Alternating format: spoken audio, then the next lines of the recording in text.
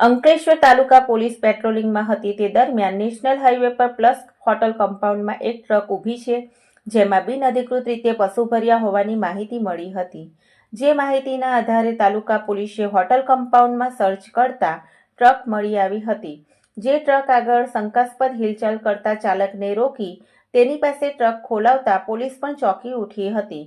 ટ્રકમાં ખીચોખીચ રીતે 19 જેટલી ભેંસો ક્રૂરતાપૂર્વક બાંધેલી હતી, તેમજ ત્યાં તેના માટે પાણી કે ઘાસચારો પણ ન હતો।